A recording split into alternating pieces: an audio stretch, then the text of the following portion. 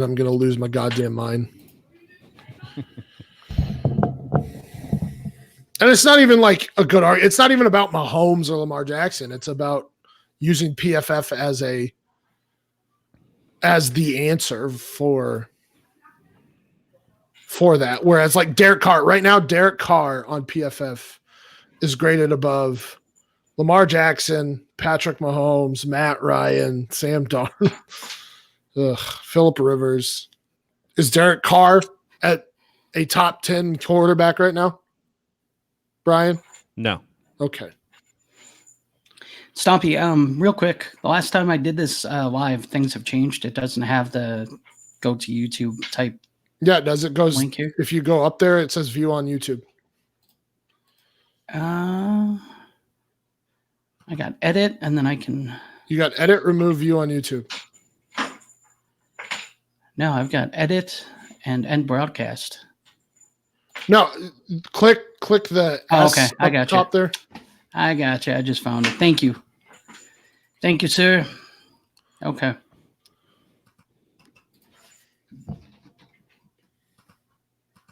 And remember, tweet the YouTube address. I've messed that up before where I did the StreamYard. What an idiot! What an idiot! I've done it. Hey, Bill, I'm going to ask you a question. We're live right now, but who do you think is the better QB right now? Patrick Mahomes or Derek Carr or Lamar Jackson?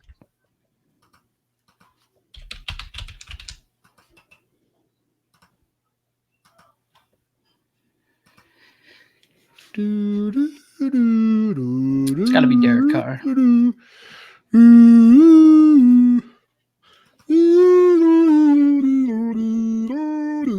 Who's Bill?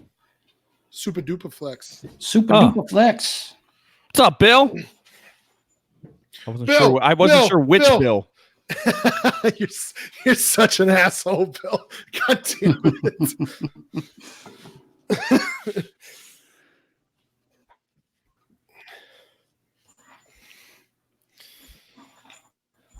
So we're live. We're having some fun. James is being technology, whatever. Just being slow. And we're back. Okay. Well, I'm gonna start the actual show. So yeah, go ahead. We are live. You got something anyways, huh?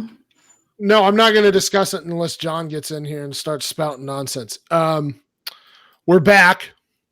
Actually, now I'm going to be forced to talk about it because we have to talk about the Chiefs and the Broncos. Son of a bitch. We're back. Good. I'm going to keep saying we're back until we actually start talking. Welcome back to the live show. We are entering week 7 tomorrow. I, of course, am Sam Stompy Lane. You can find me on Twitter at FFStompy. I'm here with my friends James Catullus or James the Brain. You can find him at _James the Brain. James the Brain. Brian Haar. And you can find Brian at Brian Haar FF. How's everybody doing tonight? I'm good, man. I about you, Stompy. Can we take a second, James? And I know we're James, entering dangerous you didn't territory. even tweet out the link. You didn't even tweet out the link. Oh, okay. I'll get on there. Let's at least can we at least have somewhat of an intervention here before we kind of get started? And can you tell me your feelings now that the Cardinals have been swept? By the I was over it. You doing okay? I was over it after the second game. Yeah, they weren't hitting. They weren't going to hit. They never hit. They almost got no hit 2 games in a row, and I was like, this series is over. So I'm fine. It's basketball and hockey season. Oh, I guess an NFL season too. So we're fine. Okay. But at least they made it and won a playoff series. Yeah, that's something. At least they weren't third in their division. All right, so we are here in the live mailbag show. But before we get actually started, despite the 15 false starts we've already had. I want to introduce you to the DLF Dynasty podcast. Join the longest running weekly Dynasty fantasy football podcast in the industry as we analyze the game of Dynasty football with veteran hosts Dan Mailer, Matt Price, and Ryan McDowell. Seasoned professionals who know how to win and don't take themselves too seriously. The DLF Dynasty podcast team will keep you informed and entertained all year long. And I mean, I don't think there's a better group of guys to listen to. They're entertaining. They're very intelligent. What do you guys think? It's a group of winners right there. No doubt. I agree. So speaking of winners, Stompy, we getting into this Thursday game because this is good. So here, Broncos, man. Yeah, so this is gonna be interesting. So we have our Thursday night preview: Chiefs at Broncos. Two teams going in opposite directions. Apparently, Chiefs have lost 2 in a row now. Broncos have won 2 in a row now, which might now I have a glimmer of hope for the Broncos season. They're like, oh, what's that in the distance? Shining star. I don't know if it's going to end up being anything, but that defense has definitely stepped up, and it's going to be an interesting game because Patrick Mahomes has struggled relatively against the Denver Broncos. The Broncos have been able to contain him a bit. And now that defense is kind of humming and the Chiefs offense is kind of staggering a little bit, I think this game is going to be a lot closer than we think, or a lot of people think, especially because it's a division game. In terms of start sits this game, I think we'll just throw around the horn here a little bit. I mean, obviously you're not sitting Patrick Mahomes, but if you have a better option, and I was posed this question earlier, if you had somebody like Dak with a healthy Amari Cooper against the Philadelphia Eagles, would you sit Mahomes versus the Broncos? No. I don't think I would. And I think I would, and this might be a little bit of Homer me talking, but the Broncos have allowed the 3rd fewest fantasy points to quarterbacks this season.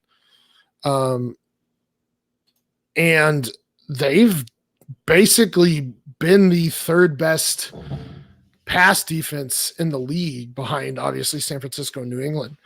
And if you did have that situation where you were starting somebody like Dak Prescott, who is a top 5 talent in my mind at QB, versus a Philadelphia Eagles secondary that has struggled this season, I would have to take a very deep look at that, and I might lean Dak at that point.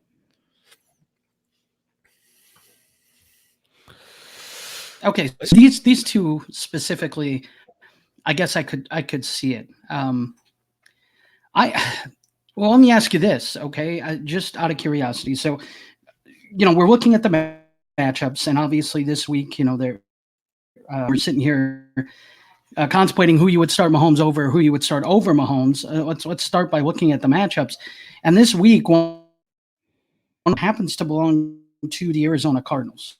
They're playing the Giants. The 51 in that game.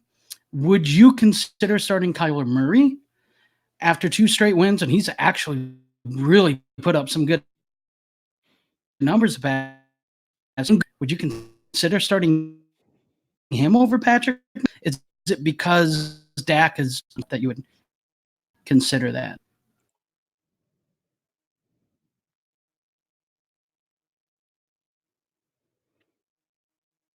So Stomp, Mike. Oh, ha! We amateurs on this? What is this, amateur hour? That's actually something that crossed my mind. With Kyler Murray and his legs and his ability to throw, at least in the past 2 games, to exploit bad defenses, it's definitely a good question. It's a lot harder question for me. I would have to think I start Mahomes, but honestly, I could see myself sitting, and mind you, this is all, and Bill brought up, Bill in the Chat brought up a good point that you're always starting Mahomes in Superflex no matter what. This is a Superflex show after all. But if it was a single QB, I could see Lamar or Mahomes throwing for under 300 yards and only like one touchdown tomorrow night. And I would rather have Murray in that situation. And it might be more of a home run versus floor type move. So if you feel like with the bye weeks and everything that you need like a huge game from somebody, then I would probably be going Murray at that point. If you just need like a ho-hum 300-yard 2-touchdown game, then it's definitely Mahomes. Yeah, I really have a hard time. I mean, obviously you're right. In Superflex, you're always starting him. But for me, even in one QB, I mean, I'm not a guy. I play my studs almost exclusively, not exclusively. I do play matchups, but a guy like Mahomes, I mean, the problem with Mahomes is we're used to 35 to 45 point games because the guy throws for 350 yards and 4 touchdowns every week. That's what people expect. So when he doesn't hit those numbers, it's like, oh, well, they're people are bottling him up or they're switching things up. And look, I get it, but at the same time, he's still producing. I mean, he's QB5 right now after this terrible start. I just don't, I don't think that, and Stomp, I know you said about the Broncos kind of bottling him up last year. He threw for 300 yards in both of those games. The first game he had 1 touchdown, no picks. Second game he had 4 touchdowns, 1 pick. So you're right. Relatively speaking, they've kept him more quote unquote average than what the rest of the league has done. The problem is he just has ripped. He's ripped right through the league. And even this year, I mean, this guy has started 22 games now. 6. I'm not good at math. 23 games. 22 games. He started 22 games. He's not thrown for over 300 yards in 7 of those games. So, I mean, I think there's a good chance he throws for close to 300 yards. Maybe he doesn't hit that magic number, but 285. They're not running the ball. They don't run the ball. I think you can almost always pencil him in for 275, 285 and a touchdown or 2 at worst. And he doesn't typically turn the ball over. Occasionally, yes. But I have a hard time. I mean, this is the best quarterback. Here's the only guy, and Stompy, you're going to love this. The only guy that I would consider starting over Patrick Mahomes in a 1-quarterback league is Lamar Jackson. And for me, it's not because of his passing acumen, which I love too, but the guy's the running back 8 right now. I mean, he in rushing yards, he's the 8th overall player in rushing yards. So you're starting a top 8 running back at the quarterback position. Plus you get all the passing yardage and the passing touchdowns from that offense. So, for me, Lamar Jackson's the only guy right now, currently in this season, that I would start over Patrick Mahomes on a, in under normal circumstances. Well, I guess that's the question, though, is if you have a top, let's just say 5, top 10 quarterback with a top 5 matchup, let's just say, I mean, Daniel Jones in my mind is not a top 10 quarterback. We're not starting that right now, James. But let's say you did have a Dak Prescott facing the Arizona Cardinals. Do you start Dak over Patrick Mahomes in that instance? And let's just, for instance, have Patrick Mahomes facing like a San Francisco 49ers or a New England Patriots. Is that like the extreme we need to go here to start somebody over Patrick Mahomes? I think it is for me. Okay. Yeah. I think the interesting thing that we're kind of forgetting is we're saying if all things are equal, But Mahomes isn't really 100%, guys. So that's the thing, is that all things aren't equal. He's struggling with an injury. He's not as mobile. He's not as mobile. He's not running around. He's not running for yards. And that's a part of his game that when you take away, it makes him a little bit more one-dimensional. It's not that he's still not buying time and making plays and out there. He is. We're just not seeing it as often, and we're not seeing him do it as well as he does when he's 100%. So that's part of the interesting thing here. Well, okay, and on that, we say that, but then we look at what he's done even in these last 3 weeks, and he's thrown for over 200 or over 300 yards in 2 of those, and then he threw for 273 yards and 3 touchdowns last week. Yeah, no, absolutely. No, you're right. And that's just it, is that, that's the thing with Mahomes, is that he gets you that. But, one rushing attempt for -1 yards. Normally we see a little bit more than that. I mean, he's not Lamar Jackson, that he has that fail safe where if he's not passing the ball well, he can run it, kind of like Lamar Jackson is proving this year he can do both. So I don't expect those types of numbers, but 1 attempt for -1 yards. I mean, normally we see a little bit more than that from Mahomes as far as rushing goes.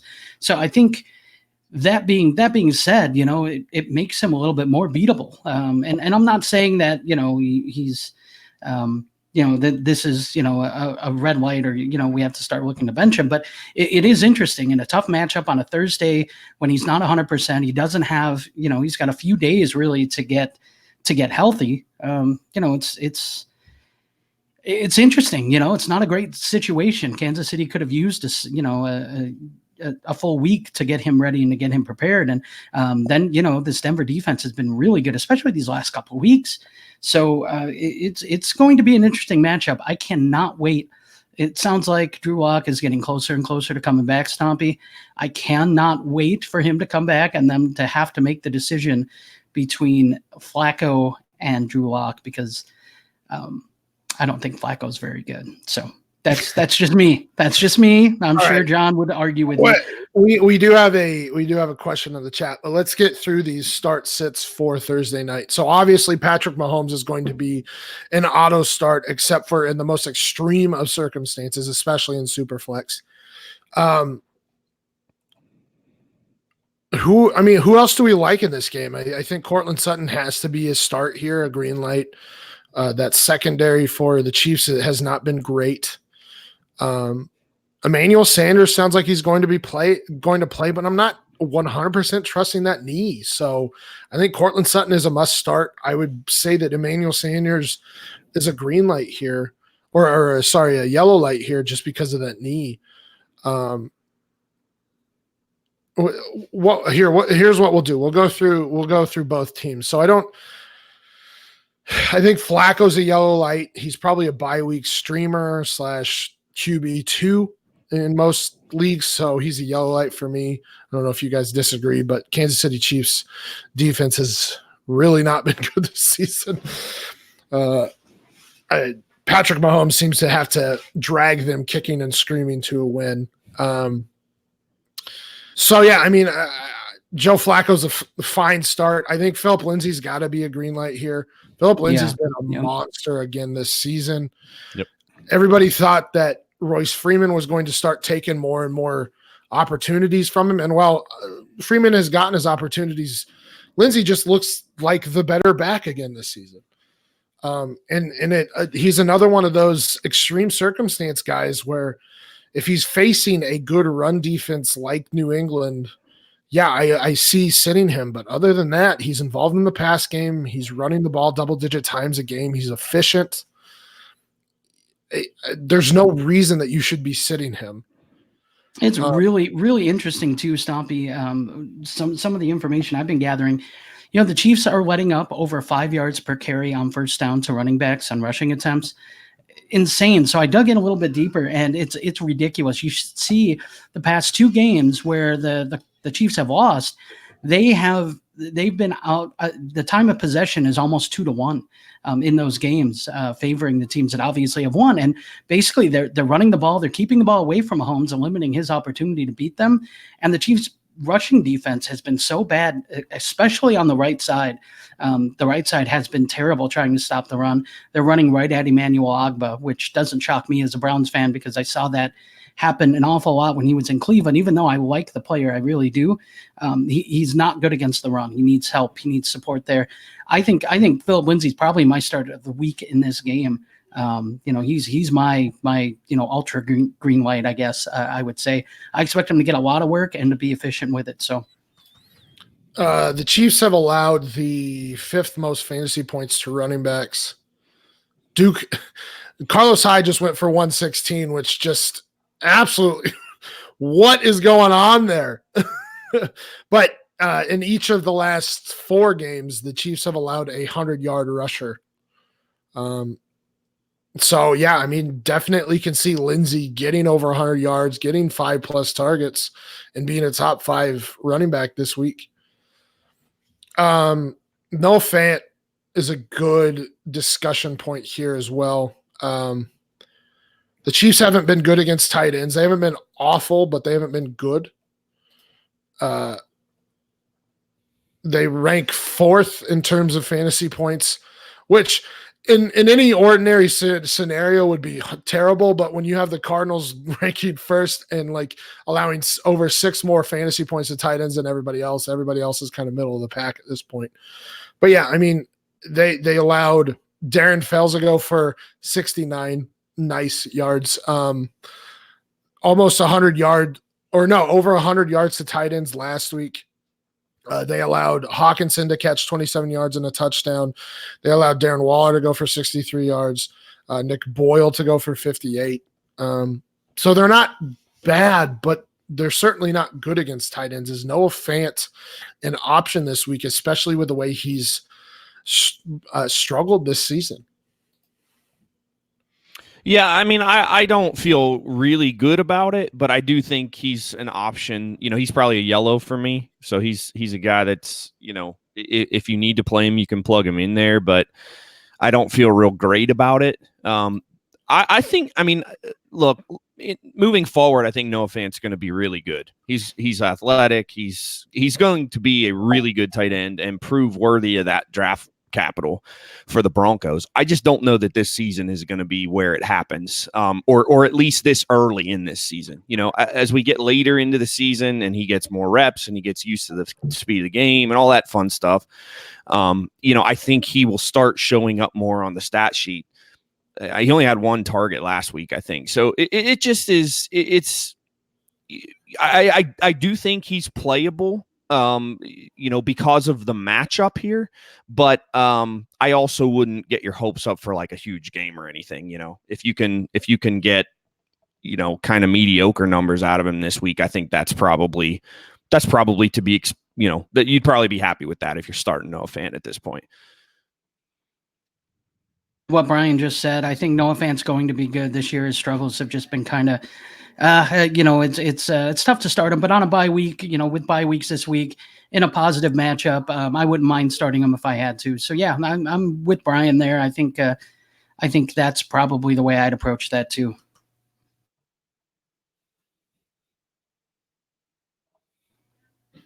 Stomp your mic, bud. God damn, am I good at this or what? Ugh, I'm not editing any of this either. It's just going to be a lot of fun. So I don't think Freeman's a start this week by any means. I mean, he's a bye week fill-in in extreme circumstances, but this is Lindsay's backfield. On the KC side, obviously Mahomes, obviously Kelsey, obviously Hill. Is there anybody else you're really trusting? Because in the backfield, Damian Williams in his first game back took 34 snaps to LaShawn McCoy's 14, but last week it was 29-22 McCoy. I don't know what Andy Reid's doing. I don't understand what he's doing with this backfield. Damian Williams had 1 carry last week, and the previous week I think he had 8 to McCoy's 0. So I don't know what's going on in this backfield. Are you really trusting anybody in this backfield? No, nope. I'm not. So there's your answer. I can't. again, it's bye weeks, and you probably have to start one of these guys at some point, but it's just tough to figure out who's going to be what. I mean, luckily Damian Williams saved his day with a touchdown last week, but other than that, you just can't trust anybody coming out of this backfield. I don't know if Sammy Watkins is available this week. I'm guessing not because it's short. Not be playing. Yep, you were right. So would you be starting any of like Demarcus Robinson, Byron Pringle, Mecole Hardman this week at all? Especially considering that the Broncos' pass defense has been as good as it is. I think you just said it. There's 3 different guys, and you have no idea which guy, which week it's going to be. Are they going to target? Are they going back to Robinson, or is this going to be Pringle again? Or is Hardman going to have a blow-up game? Like, we just don't know, especially now with Tyreek Hill involved. So I'm not sure. I don't feel comfortable starting any of them. So they'd all be on my bench. Yeah, I think same. You just can't trust them. So basically big 3 for Kansas City, and then unless you're in a pickle, you're not really trusting anybody else on that team right now. Definitely makes sense. And so there you have your start sits for Thursday. Obviously start Patrick Mahomes, start Kelsey, start Hill. I think we all agree to start Lindsey. He might be a start of the week, as James said. Flacco's a decent start in Superflex as a QB2 or as a streamer in 1 QB. I like Sutton this week. I think he's a good start. Noah Fant is a yellow light at this point, I think, in an okay matchup. Emmanuel Sanders is another yellow light in an okay matchup. So there you have it.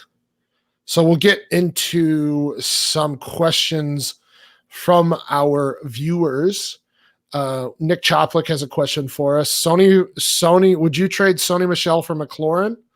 I think we can assume this is PPR. Nothing really exotic about the scoring. So what do you think here? Well, to me, this is is it dynasty or is it redraft? I'm assuming it's dynasty. If it's dynasty, guys, I'm buying into McLaurin, man. I really am. Everything I see, he shows me, he checks a lot of boxes. I really liked his film.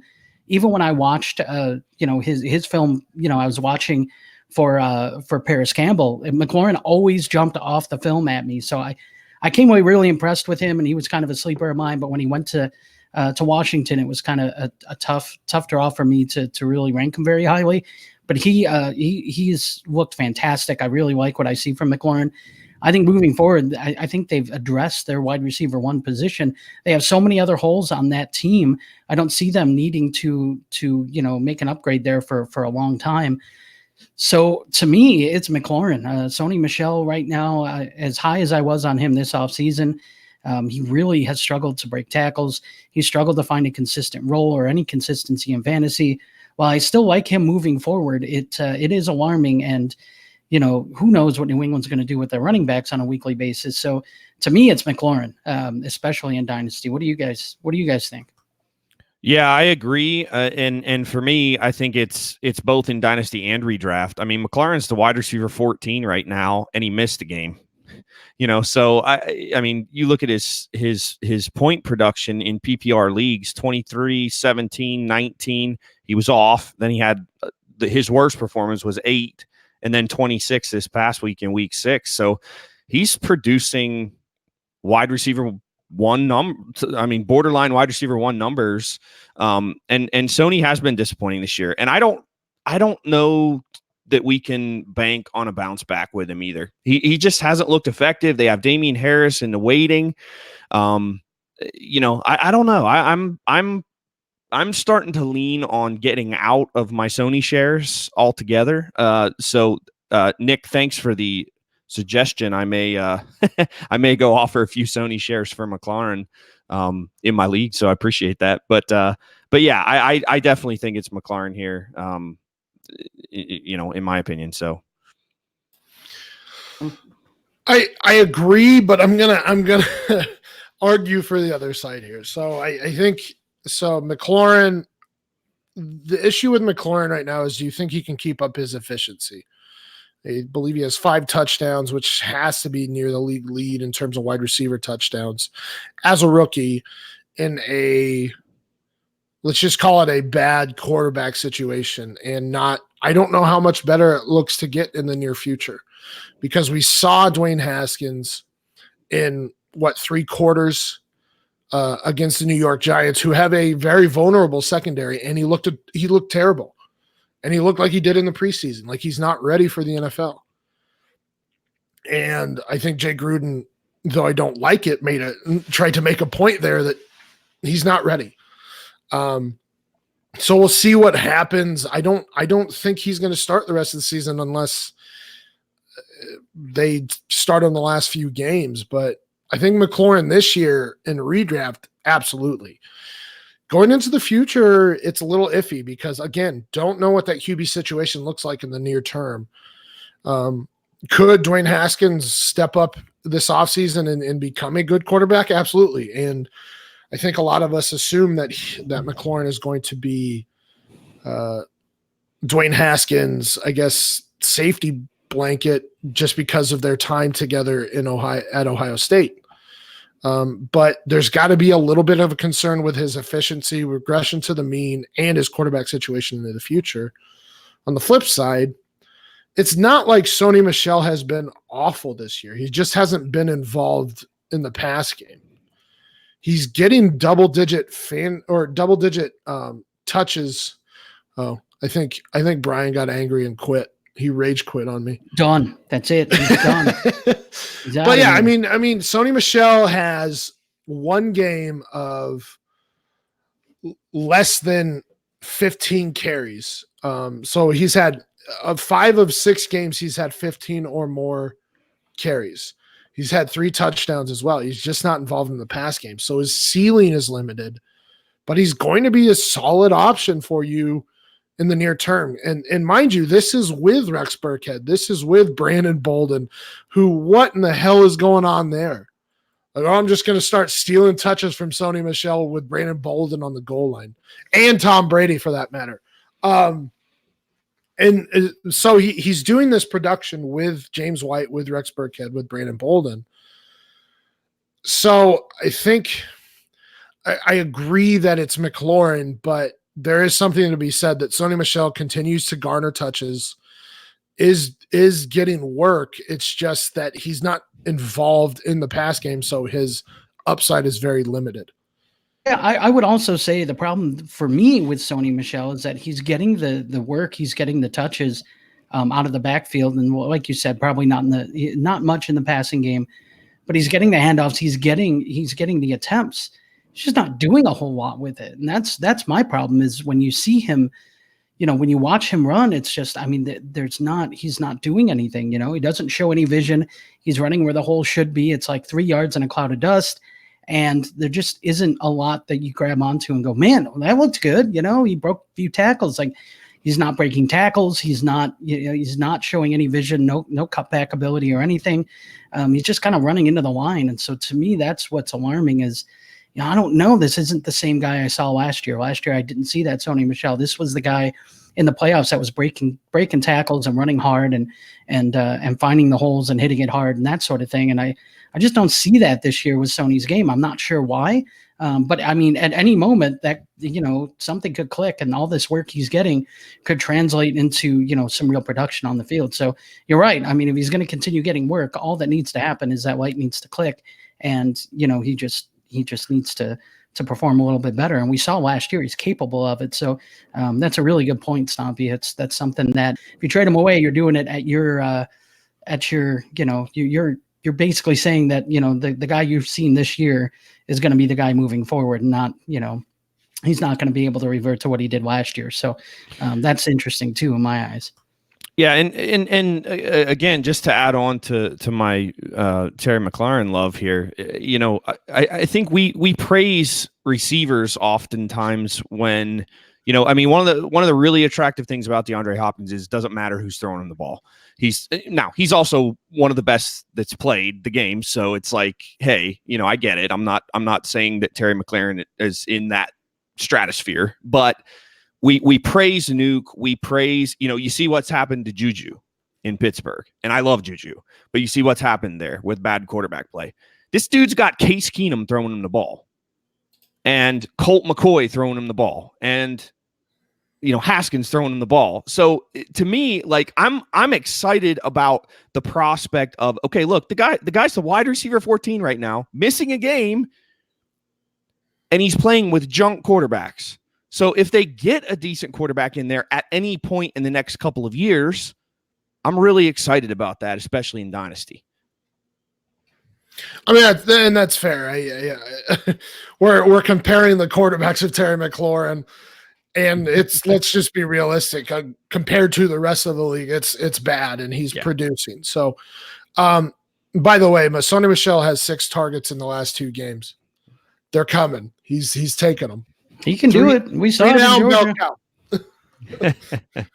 All right, we have another question in the chat. This is more for Debbie/rookies. All right. From Robbie McPhee. If you guys have the time, rank these 2020 prospects from 1 through 5 in Superflex. Swift. So that's DeAndre Swift, Tua Tagovailoa, Jordan. That was beautiful stuff. I'm sorry. Taylor, Judy, Etienne. Well, I can guess who James is going to put at number 1 here. Yeah. Yeah. So go ahead and tell the people, James. Yeah. My number 1 is Jonathan Taylor. And look, really? For a long time. Honestly, for a long time, it was Swift for me. I think both these running backs are really special. I really like both of them, but to me, Taylor answered all the questions that he had this year. Fumbling was an issue. He hasn't had that. It hasn't been a non-issue this year. Catching the ball out of the backfield, he's excelled at it. He's been fantastic catching the ball out of the backfield. And to me, while he's going to come in with more mileage than Swift, he's also proven he can be that bell cow every down type back. And Swift hasn't. He's done it in a timeshare for the most part. And so to me, it's Taylor. I think Jonathan Taylor is going to be special. I think I see a lot of Nick Chubb and Jonathan Taylor. I know that's kind of I hate the fact that I'm using that comparison because a lot of people use it, but I really do see a lot of it. I think Taylor is a lot like Nick Chubb, and I expect him to be that kind of a back. I'm not totally sold on Tua personally. I know Trevor Lawrence has gotten a lot of flack this year because he hasn't looked as good as he has in the past. I would still rather take Trevor Lawrence over Tua personally, even if I had to wait a year. So for me, Taylor's my number 1, but I'd like to hear who you guys have number 1. I mean, in Superflex, it's Tua for me. Yeah, same. I mean, it takes a special talent for a running back to go over a QB for me, and we're talking like Saquon Barkley type talent. Attaboy. Because, well, and we'll say Nick Chubb as well, but like last year is a little bit different because you do have, if Saquon didn't exist, Nick Chubb would be the hype of that class. And so you had 2, and I'm going to say something that's going to set people on edge, 2 generational talents. And I know that doesn't make any semblance of sense. I get it. But you had 2 fantastic talents at running back to the point where it's like they were can't miss for me, at least. I know people had Geis in there. And then but then you had Baker, Darnold, Rosen, basically back to back there. So I like Jonathan Taylor. I really do. And I like DeAndre Swift, and I like Travis Etienne, and I could keep naming. But when you have a guy who's going to be a starting quarterback like Tua right away, and he's been phenomenal in back-to-back seasons now. I mean, he has 27 touchdowns to 1 interception in 6 games this season. I mean, that's phenomenal. And he's on pace to throw for over 4,000 yards as well. I don't know how you don't pick a starting QB right off the bat for me. But I mean, your argument makes sense in my head. But it's got to be 2 on Superflex for me. Yeah, I kind of feel the same way.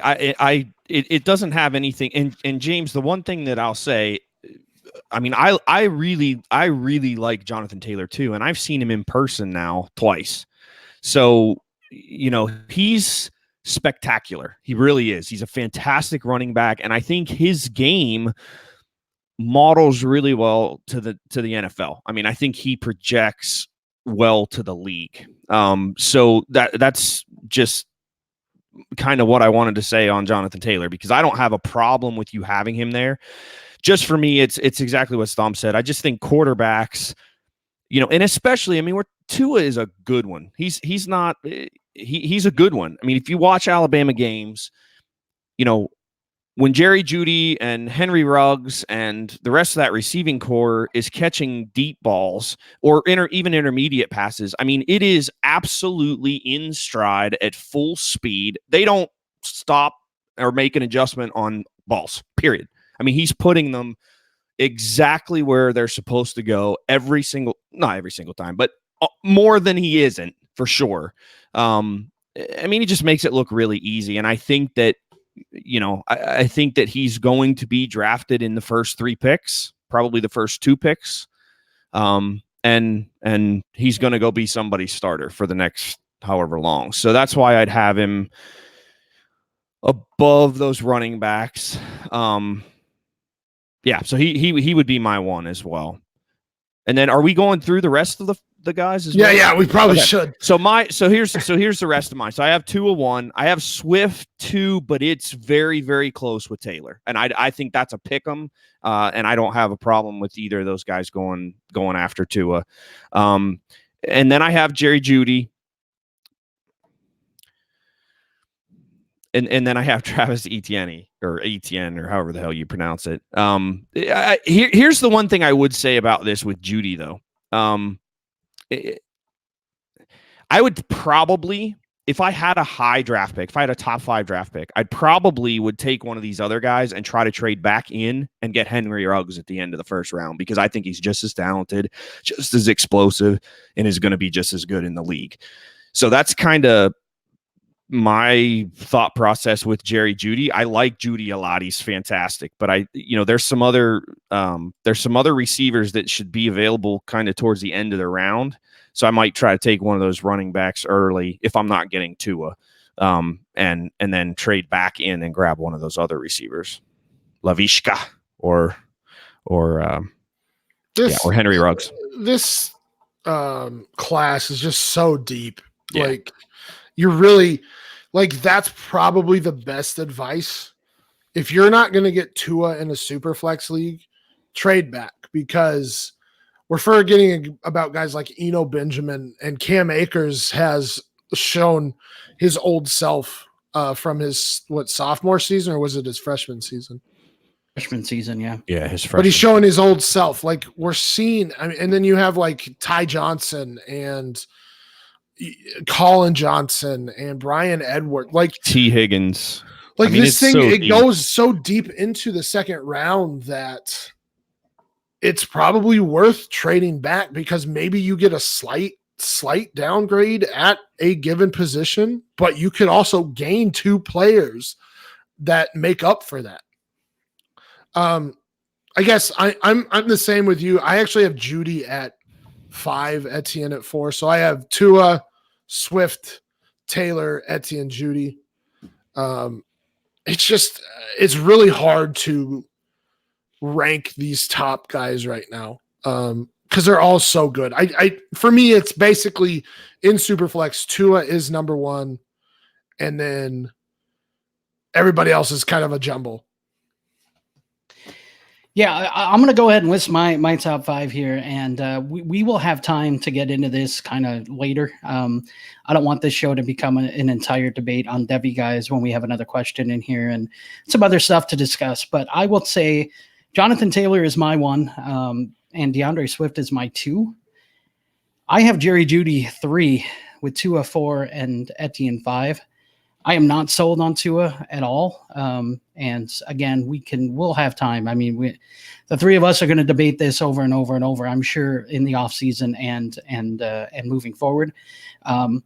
But that to me is why Tua isn't my 1.01. I think normally if there was a quarterback I was sold on, I would take them over a position player. So I do agree with the philosophy there that you kind of put out, Stompy. But I don't think Tua. I mean, I'll just make a real short kind of point on Tua. I think sometimes the supporting cast can make a player look better, and I think that's the case with Tua. Those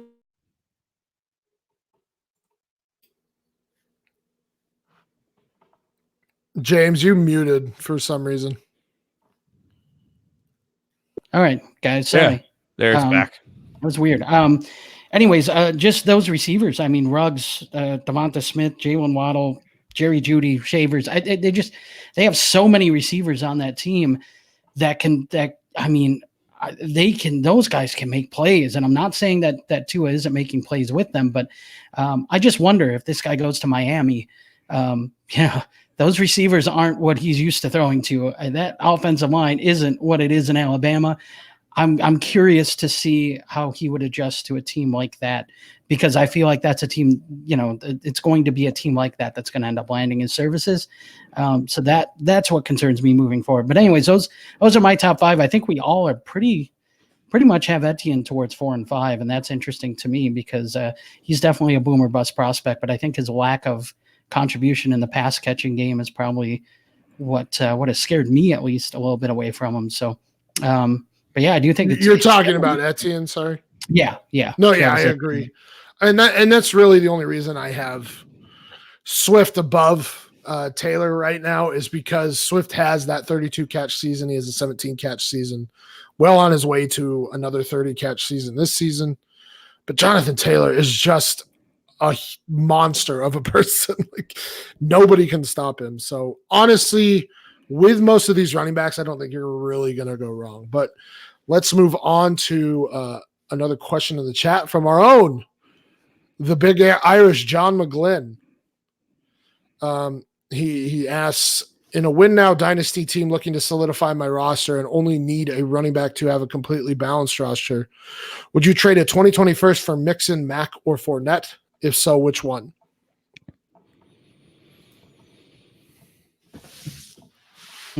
Interesting. What do you guys think?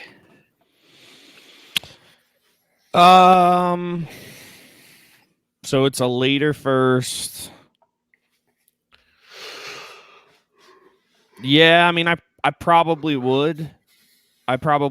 Here's the thing. I mean, I would say I would pay that for Mixon easily moving forward. He's just been really bad this year. So if you're contending and you're looking for a guy to solidify your contending roster, he doesn't exactly fit that bill this season. The other two, I think are probably worth that to a contending team.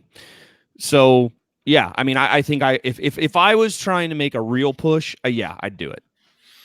I wouldn't feel great about it because, again, we just talked a minute ago about how good this class is, top to bottom, and how deep it is. So I wouldn't feel great about it. But yeah, if you're making a push, I think that's a reasonable price to pay for those guys.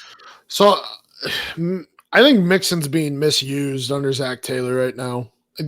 I think he's only running 8 routes a game, and he was probably the second best pass catcher behind Christian McCaffrey in that class. And he's just not being used that way, and he needs to be. So yeah, I think Mixon's worth a first, but of the 3, and if you're trying to win now, it's Fournette for me. Because Fournette is actually, so he's the RB9 right now.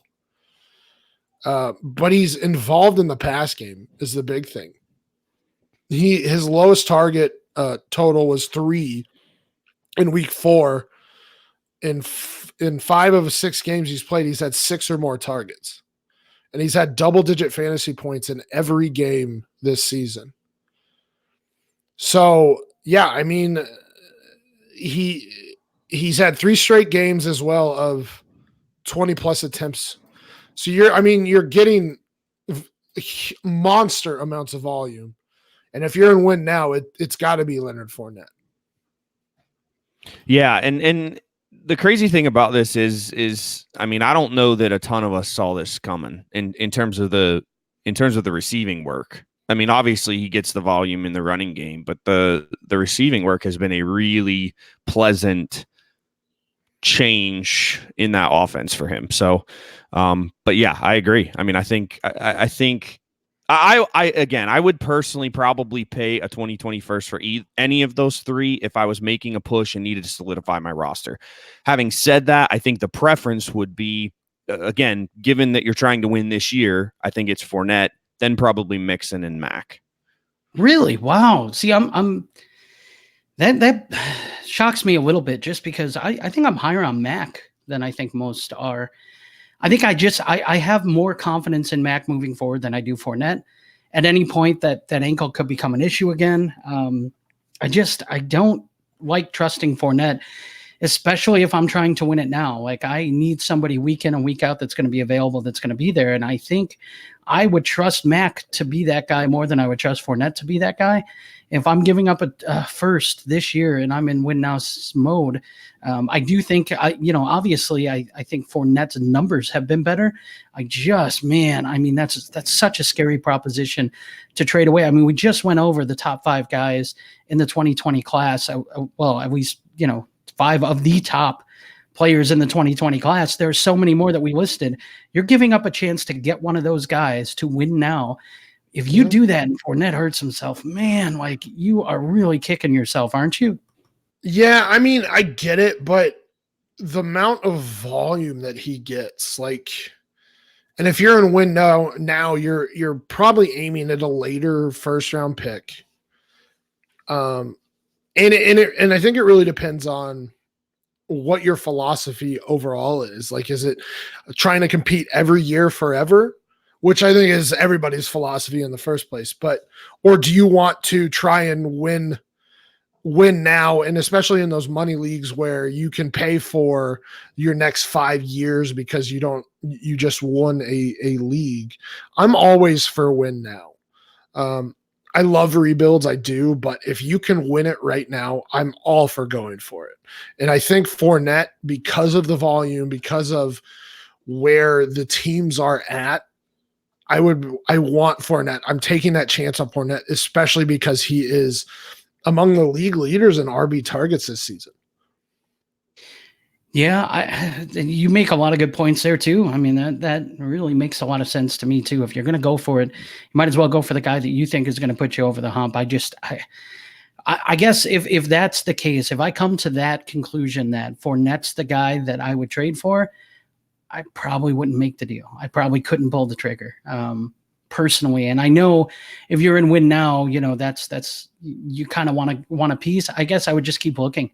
I keep looking for a piece that I could find from maybe somebody else's roster that I feel better about. And it's not, like you said, Stompy, the volume's there, and he's getting targets and all that. It's just, with that high volume comes a higher risk of him getting hurt, and this guy's already a risk at getting hurt. So it concerns me too much. I can't. I wouldn't be able to pay up a first for a guy like that, for a rental for 1 year, not knowing, just with the risk that's involved with him. So here's a question then. What do you think Leonard Fournette's value is? It's interesting. I mean, this year he's getting a lot of volume.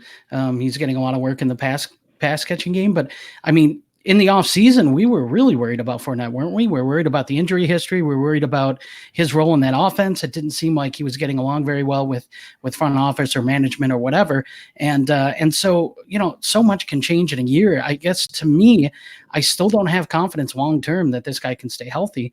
And that's my bugaboo. Is I'm not at a position where health, is always, these guys are taking so many hits. I don't want somebody who's going to be a risk like that. So to me, it's probably that first. I mean, I don't think you're overpaying by trading a first for him. I just don't know if that's the piece I want to rely on week in and week out this year to try to win me a championship. I don't think it's not a terrible long-term buy, only because even if he only has 2 or 3 years left in him, you're still getting a high-end production for 2 or 3 2 or 3 years, especially with the volume being what it should be at, So I don't think the price is bad. I just don't think that's the kind of player I would want for a push to win it right now. I just wouldn't trust it. Here's John's follow-up. Would you trade David Johnson for a 2021 to a win now team? If so, tell him to send it.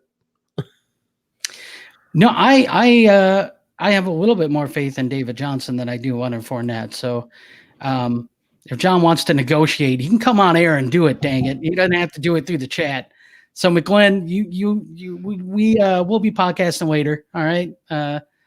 I'll see you on Friday. We'll talk. But no, that's, to me, that's interesting. David Johnson's value has really kind of sunk low. But guys, look, before we go, I do want to talk about one topic. Okay. So I just want to make sure we get it fit in here. Stompy, you and I called something this year, and it's finally coming to fruition. And we need to talk about it. Yes. Because we were told we were nuts. We're crazy. It's never going to happen. And Ryan Tannehill has finally done it. He has supplanted Marcus Mariota from the starting lineup of the Tennessee Titans. So now we get to see Tannehill do it. So let me ask you guys, do you have any expectations for that offense? Is Corey Davis going to be better? Is AJ Brown going to be a guy? Is that offense going to be any better now that Tannehill's there? No. I mean, no. It's a run first team regardless. So I don't, that doesn't change with Tannehill. Yeah, no. Let's be realistic. Tannehill is not a good QB. He's just better than Mariota. Here's the thing, though. Okay, so Stompy, you and I have been going back and forth with John Hogue, right? And our co-host John Hogue, who has been such a Mariota truther, and let's not forget John McGlynn, who still is a Mariota fanboy. So those guys have been really giving it to us with the Mariota bit, right? So I want to see John Hogue specifically. I want to see his head explode, because if Corey Davis does really well with Ryan Tannehill as the quarterback, he's going to have to admit that one of his favorites, Corey Davis, is finally arrived because of Ryan Tannehill. And I want to see it happen, because he's such a stand for Mariota that this would be really interesting. I just want to see it. I want to see it happen. I want to see how he would approach that. It would almost be like, I don't know if you've ever seen the Family Guy episode where they hire a robot to follow him around and agree with him. It's kind of a yes man. And he's like, says it's a great day outside. He's like, absolutely, it's a great day, the robot says. And Peter tells him, well, it's kind of a little rainy. Yeah, it is rainy. And you just kind of gets him to explode, because, he keeps contradicting himself. I think that's how it would be with John Hogue. He would just continue to stick up for both of them and not be able to. So I want to see it happen so bad. That's all I wanted to say. That's it. Yeah. I mean, and ultimately this is the battle of mediocrity, or not even bad QBs. We're talking about two not very good QBs. I would very much laugh if Corey Davis finally had the season that people were expecting from under Tannehill. Gregory Castillo in the chat had just called it the clash of the Titans, Tannehill versus Mariota. So we know this is big time. We're not the only ones to think it. Everyone is realizing this is big time right here. So man. I had to fit that in. We had to talk about Tannehill, because Stompy, we called it, man. I mean, John Hogue, you were wrong. We were right. That's right. All right, guys, if there are no other questions in the chat, we are approaching an hour here. So I think that will do it for us tonight. Thanks again for everybody who joined us live and asked questions. Thank you to my co-hosts, James the Brain at _James the Brain, and Brian Haar at Brian Haar FF. I am, of course, Stompy. You can find me at FF Stompy. Follow the show at Superflex Show. For any announcements, any of our episodes coming out. We are doing 5 episodes a week. Brian always does the SOPs at the beginning of the week with our co-host John Hogue. We do a regular 3-man show on Tuesdays, obviously lives on Wednesdays, and then Thursday, Friday, we do our start sits. So always tune in to those. Follow or subscribe to the Superflex Super Show on Podbean, on iTunes, on Stitcher, wherever you listen to your podcasts, or on the DLF family of podcasts. And I think that's it. Thanks for listening. As always, stay sexy and super flexy. There you go. Thanks a lot, everybody.